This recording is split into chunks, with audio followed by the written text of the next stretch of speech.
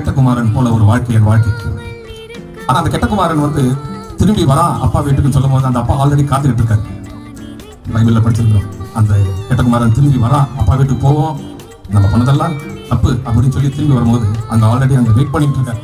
அவனை அன்போடு அனைத்து வரவேற்க அந்த வாழ்க்கை என் வாழ்க்கையில் நடந்தது. அல்லேலூயா.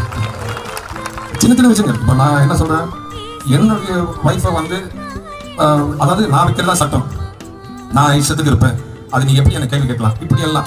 இப்போ வந்து என்னன்னா அது மாதிரி எந்தமே ஒரு எண்ணம் இல்லை, அந்த மனசு அவ்வளவு வெள்ளையா இருக்கு.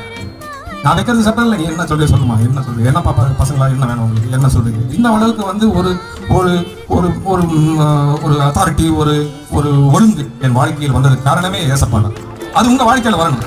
உங்க வாழ்க்கை ஒரு குடும்பம் ஒரு ஒற்றுமையா இருக்க வேண்டும். ஒவ்வொருத்தரும் ஒரு ஒற்றுமை இருந்தால் ஏசப்பா வந்து அந்த ஒற்றுமையை பத்தி பேசுறதுக்கு தான் எனக்கு இன்னைக்கு ரொம்ப தூண்டுதல்.